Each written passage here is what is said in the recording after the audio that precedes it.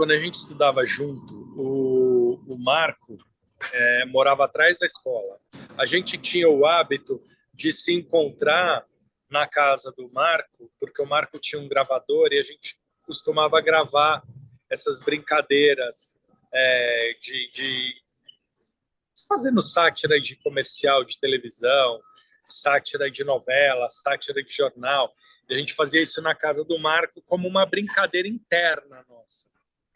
Então, isso era uma zoeira nossa, que a gente fazia porque a gente achava graça, e a gente mostrava essas fitas para os amigos e tal. Essas fitas, as pessoas tiravam cópia. Isso era o que podia se chamar de viralizar na época.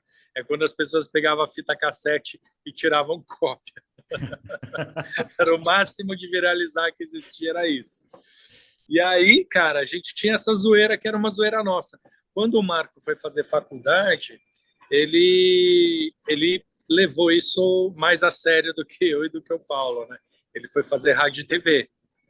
E aí, no primeira oportunidade que ele teve de fazer um piloto de um programa de rádio, ele me chamou para fazer as vozes, porque eu era o cara que fazia as vozes mais engraçadas. E aí surgiu esse piloto de um programa de rádio, de humor de rádio, que nós levamos na Rádio USP. E o legal é que era isso, assim, o Paulo tinha uma empresa de ar-condicionado, ele estava montando uma empresa de instalação de ar-condicionado aqui em São Paulo, e o Marco trabalhava numa empresa de radionotícia. Então ele era estagiário lá e ficava indo atrás de notícias dessas empresas que depois vendem esses áudios jornalísticos para emissoras menores que não têm uma equipe própria de jornalismo, né? Então os três tinham 3 trabalhos, mas em paralelo a gente tinha o nosso programa de rádio na Rádio USP, que era, na verdade, uma boa desculpa para a gente se encontrar. Era uma diversão. E porque isso que eu acho que é interessante falar, que assim, os melhores trabalhos são aqueles que você começa se divertindo, né? E de repente ele vira um trabalho. Eu acho que esse deveria ser o ideal das pessoas, né? Se elas conseguissem achar um trabalho que elas fazem por prazer e por acaso ganham dinheiro, puta, esse é o melhor dos mundos, né? Com certeza. Foi o nosso caso. Exato. Como é que isso virou profissional? Foi quando vocês foram realmente chamados.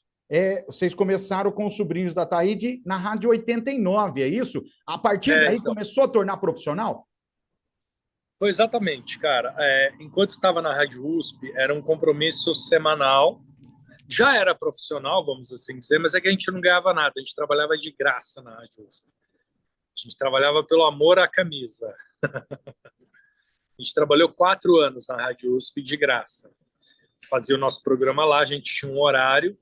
Era sábado à tarde, 3 da tarde, 12h30 da tarde, uma coisa assim. O programa se chamava Rádio Alegre, mas a gente não ganhava um centavo, então não dava para considerar isso um trabalho profissional, né? Porque não era nossa principal atividade. Cada um tinha suas próprias atividades para pagar as contas no final do mês. Quando a 89 convidou a gente para trabalhar lá, aí a coisa virou profissional. Porque aí a gente foi para lá com um contrato, com um salário, e aí as coisas começaram a acontecer. Porque o programa, muito curioso, as pessoas não sabem disso, mas no começo o programa tinha muita rejeição.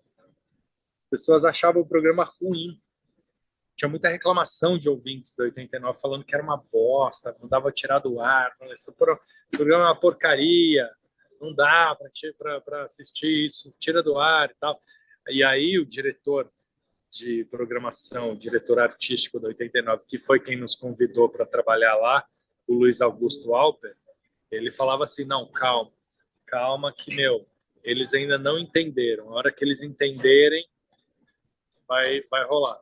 Esse foi o momento em que a gente se profissionalizou, quando a gente foi para 89. E depois desse início de rejeição, a coisa virou completamente, porque aí o programa realmente ele começou a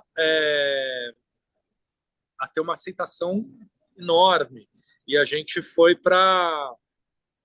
começou a ter matéria em jornal, matéria em televisão, a gente foi no Programa Livre do Serginho Groisman, matéria na Folha, no Estadão. Aí começou, né? E aí realmente as pessoas começaram a entender. Era um humor diferente, né? Era um humor que não se fazia na época, não era imitação. Até então, o que as pessoas costumavam fazer é imitação do Silvio Santos, imitação do Paulo Maluf, imitação do Chacrinha. E a gente começou com personagens próprios e com um universo mais jovem, que falava mais sobre a realidade que a gente vivia e menos sobre essa coisa, sei lá, mais de ficar fazendo imitação das coisas de grandes figuras da TV, enfim.